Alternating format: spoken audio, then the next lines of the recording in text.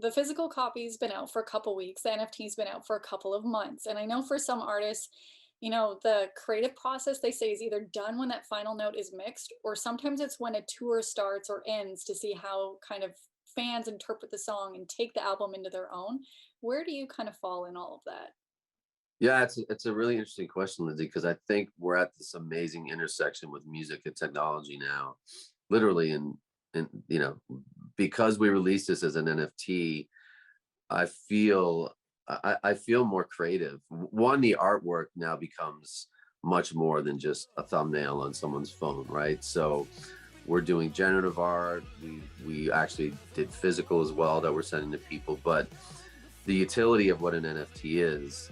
And, there was a thing with Gary Vee, I think yesterday or 2 days ago, where, some negative comments about blockchain and NFT and Web3. And it's so early right now, but our fans are kind of living it where they're, within the next 48 hours, they're going to get airdropped some demos from the album.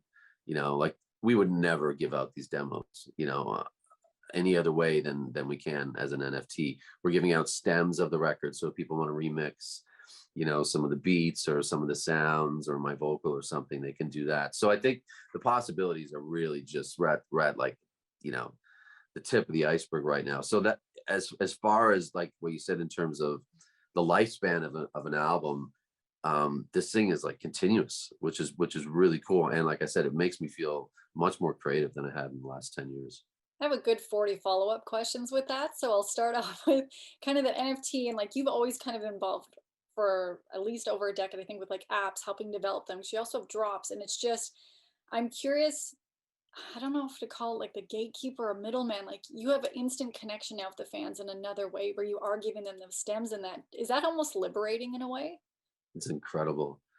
It's amazing. It's like I've been in the music business long enough to live through the paradigm shift of like selling physical album CDs to even just on iTunes selling songs to where it became subscription.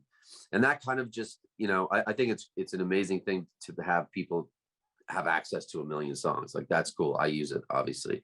But the connection was lost, with the fans that way. I can't talk to my fans on any of those DSPs really. Now, like you said, being able to talk directly to them, and we do kind of like literally on the daily, it's amazing. It's just a different community that we're able to build now, and it's really just beginning. So I can't wait. Like the 500 people that bought the NFT, I I think if you were to talk to them in a month, once the tour goes up, once they get these new items that we're dropping early next week, it's exciting. If I'm a music fan, I would love to get this kind of stuff from my favorite bands. But now I definitely like, I'm gonna go on a songwriting lyric nerd bender right now. So bear with Cool. me. It's just because obviously with Ray, we have like, the first album, now this. And I feel like there is quite a bit of optimism on here. Like, how did he kind of impact your lyrics, or was it before and then after? How did that play out? Yeah, I mean, having Ray Kurzweil involved, I think he probably self-described optimist. And I think it was a great, going when we wrote this record and recorded it was during the pandemic. So it was, there's a lot. It could have easily had some darker undertones just by the isolation, the way we had to record it, like we weren't together in a room, which was really interesting.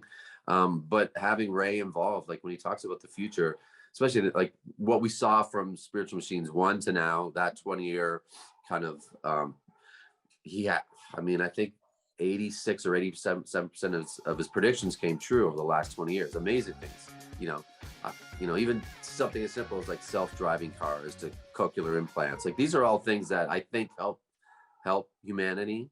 Some of that stuff might be arguable, but what he's talking about now for the next 20 years are kind of, I think, bigger concepts. Like singularity is one of them, but things like a UBI, where a universal basic income globally, he thinks that is a done deal within the next 10 years.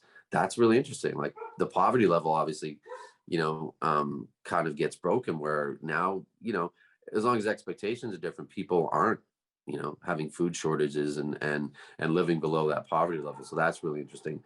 Obviously, the idea of climate change and what technology. I drive, mostly in LA, I drive a Leaf, you know, a little Nissan Leaf, and I take my bags to the grocery store. I don't know if I'm really helping. I still fly in big airplanes, touring and buses and stuff. There's only so much I can control. But Ray's kind of like, you know, do your thing, but technology will fix this. I'm like, okay, amazing. You know, so it's not really that kind of like dystopian doom and gloom, scorched earth future we see on you know, film and television. We're working hard on a dream. I know you want it. We're working hard on the dream. I know you got it. We're working hard on a dream, then you go, I know you want it, and then I know you got it. When you started back, like you'd have dreams of this, and Yeah. hopefully you've accomplished a lot of them. But obviously, I hope there are new dreams that have come up for you. How have they kind of changed and evolved for you? Yeah, that's an amazing question. That's pretty deep. I don't know if I can answer that in the time we have, but it try to be situational, and I think the dream was really to make this record. I think we've been trying to make this type of record for 10 years now, and it really was a culmination of it being Spiritual Machines 2, working with Dave Sidik. All those things kind of came together. I hate to say it, but even the pandemic, the way this record was made, usually, you know, I think most artists, you go in, you seclude yourself somewhere for 3 weeks to 3 months, and you write and you record a record, and it's that capture time. This took, I don't know, I'm not gonna say the whole pandemic, but it took a year to make. And there was something in that where we could be objective. Like what you're saying about the lyrics, I could sit back where usually I would finish a song, it's recorded. I wouldn't have a lot of time to say, oh, I want to go change that or change this. This time I really had time to kind of reflect, say, you know what, I think that can be better, or I didn't, this isn't really hitting the right way, and I had time to go fix things. And so it just made for a really thoughtful album, I think. Oh, it totally comes across. And then something that like maybe I always read too much into this, because when we talk about the songwriting, the musicianship, the creative part, the also visual elements of this all is your voice, how you can create a mood in a song and help elevate a song. Is that Hmm. something you have fun playing with? Because when you look at like Run and Simulation and all that stuff, you really help also take it besides what Dave's doing, but with your vocals. Yeah, I mean, there was a moment. I've been so involved in the production and even engineering of the last like 4 records.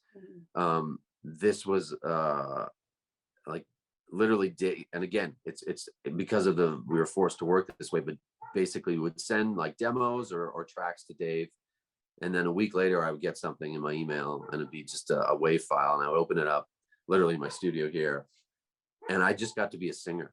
Like, because what Dave would send, like produced back to us, I just sat there and was like, oh my God, I can't believe I actually get to sing to this. Like the Run track, or like you said, Simulation. Like I would sat back as a fan of music and an artist, is like, wow, I can literally just be a singer now. And that was really kind of liberating, just to be able to focus on this. Isn't, I can't wait to sing the song.